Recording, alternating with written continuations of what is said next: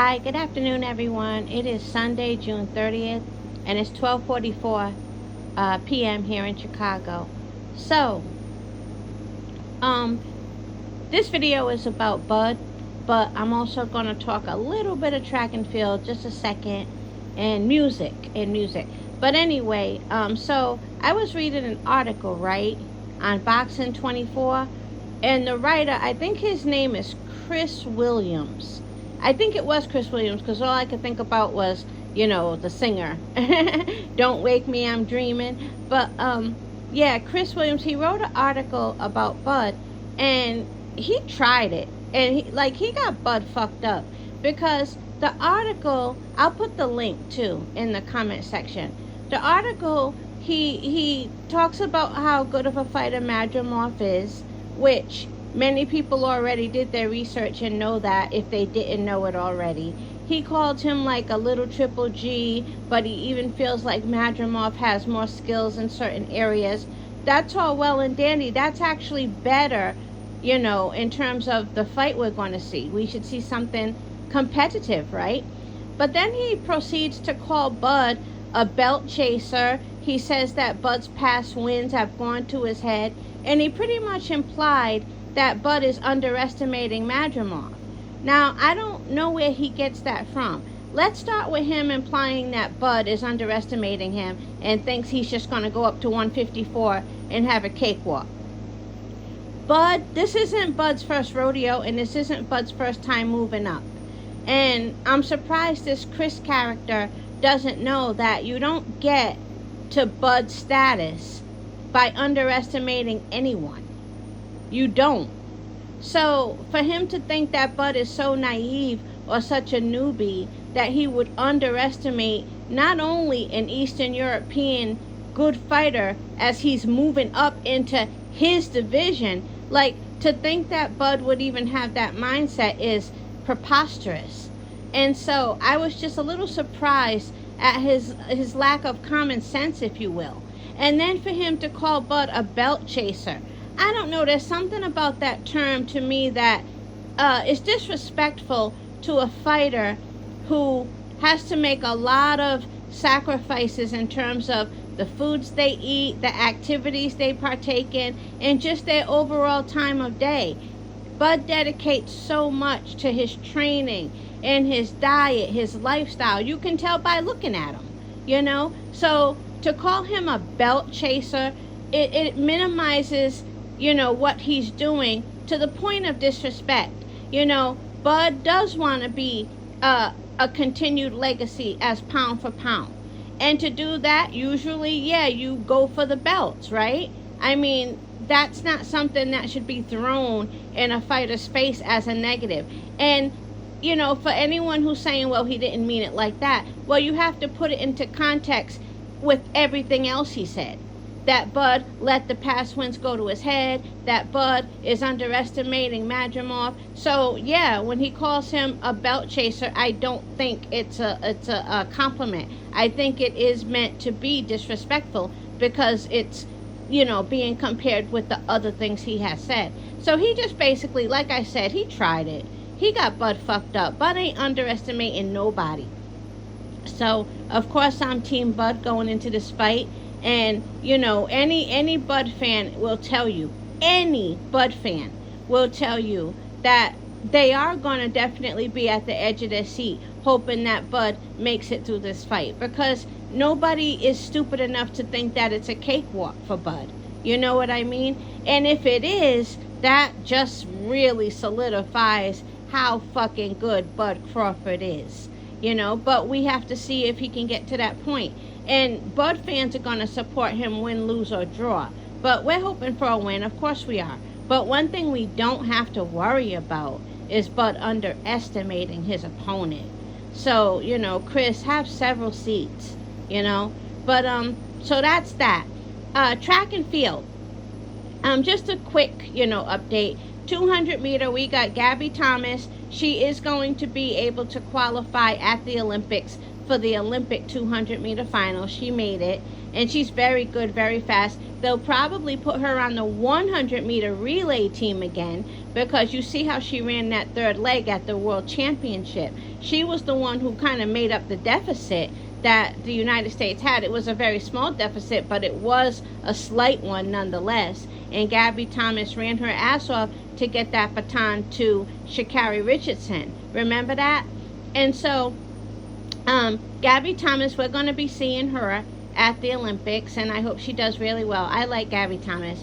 And then Sha'Carri Richardson, not only will she be competing to make it to the finals at the Olympics for the 100, but she also will be competing to make it to the finals at the Olympics for the 200. So great news for Sha'Carri. And I gotta check and see how Tamari Davis is doing. You know, she's about 21 by now. She might still be 20, but I'll say she's about 21 by now. So, you know, she's one of the younger American athletes competing in track and field, and I want to see her do great things. Also, we're going to see, Melissa Jefferson. We're going to see TT, Twanisha Terry. So we got some good, competitors going to the Olympics, but namely for the 100 and 200 meter competitions. Not even including the relay, but they'll be in the relays too. We got Gabby Thomas and Sha'Carri Richardson. So good for them, I'm happy for them. And then let me see. I know for the 200 meter and Hi, I'm back. This is part 2. I'm not doing part 1 over again. I don't know why my phone cut off, but that really pissed me off. But moving on. They really should have some type of way, even an app, if possible, where you can merge videos together in case something gets cut off. Wouldn't that be dope? Like if you could you don't have to start over like I'm doing. I'm not starting over. I'm going to just post 1 and 2. But it would be cool if you could merge videos. Before posting, I'm going to see if I can do that. There's got to be the way to do that, right? It's 2024. They can put a man on the moon, as they say, even though many of us don't necessarily believe that 100%. But, why can't we merge videos? I'll check. But here's what I want to say, continuing on from video 1. So, yeah, the 200 meters looking good for Noah Lyles. The 100 meters looking good for Noah Lyles for the men going into the Olympics. Also, we have some really, really good competitors going to the Olympics for the 110 meter hurdles for men. And remember, for the men, it's 110 meters. For the women, it's 100 meters. For what I think are obvious reasons. You don't need me to break that down. And then, I got to check and see what the women hurdlers are doing for the 100 meter. But I know we got some strong ones. So this Olympics is going to look really nice for track and field. Also, let me know if you guys are interested in me ever talking about the long jump. Because that's a sport that I started to like later. Like I haven't been following long jump as long as I've been following track and field. But I do enjoy watching the long jump. So if anybody wants more information on that, let me know. And so that's for, one more thing. The 16-year-old Wilson, the one who, is really good at the 400, and he broke several under 18 records for the 400. He didn't place in any of the top placements to go to the Olympics, but he said that he won't be hard on himself because he definitely gave it his all. And he does realize he was competing against adults. So he knows he's just a kid. And so he's going easy on himself. He also said you never know. He might, be selected to compete in some event at the Olympics, whether it be a relay or something like that. So we'll be seeing more. We'll be seeing more of him. And that's Wilson, the 16-year-old 400-meter sprinter. And best of luck to him. He's a sweetheart. And so then, what else? Lastly, you guys ever read articles on Quora? And I think it's an app where people ask all kind of questions. You name it. People want to talk about all types of things. You name it. One woman said that she's 52 years old and her husband is 33. Now they've been married for 12 years. She married that man when he was 21 and she was 40. So that's like some how Stella got her groove back type thing. And so she's saying now after 12 years, like he doesn't give her any attention. He doesn't look at her, nothing. He's pretty much like neglected her, you know. And I'm assuming she means in all aspects of their marriage. But here's my thing. He ain't trying to change no diapers. And he sees that in his future. He sees himself changing diapers. I don't even know if he has any kids. He probably wants kids. And to me, you should have known that as a 40-year-old woman going after a 21-year-old man to get married 12 years ago. You know, maybe, I hope I don't offend anybody, but lady, you took up a lot of years of this man's life. You know, you were 40, he was 21. And so if he's now starting to see that there might be a lot of things in life he wants to experience that you can't offer him, maybe children, maybe just having a beautiful young woman, you know, to spend his life with, you can't get mad at him for that, you know. I feel like she needs to get to the bottom of what's going on with him and set that man free. Like, seriously, you're 52, he's 33. Again, he might want kids, you know, he might want something young and tender now.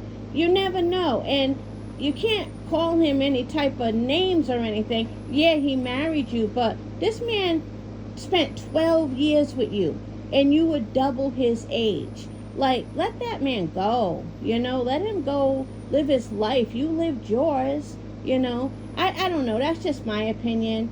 But yeah, he ain't trying to be seen in the CVS buying Depends. You better figure it out, lady, mamacita.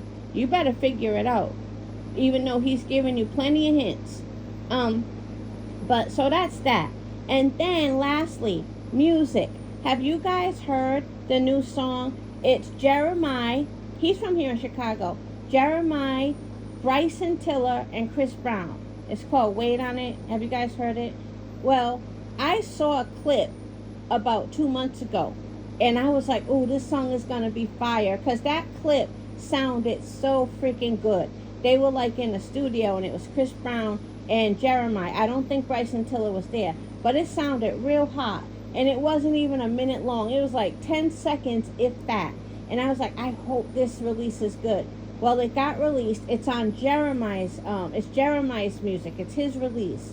And it's just featuring Bryson Tiller and Chris Brown. And to me, it's better than what I even hoped. I really like the song. It's a summer banger. It's not no, like, classic forever type sound. It's definitely, like, the whole summer vibe, you know, type sound. But it sounds really good. And, of course, I like Chris Brown's portion the best. But they're all good. They're all good. I already know the words to pretty much the whole song. There's a little bit of Jeremiah's I'm still trying to nail. Because it sounds like that synthesizer. You know, it's like he's speaking through that synthesizer. But his part is good too, don't get me wrong. And it was so nice to hear Bryson Tiller. I haven't heard him in a minute. I think the song is fire. You might not like it, but I think it's great. I even love the video. So check it out. Wait on It by Jeremiah featuring Bryson Tiller and Chris Brown. And I think the song is really fantastic. Especially for the summer. But that's it. Have a good day, everyone.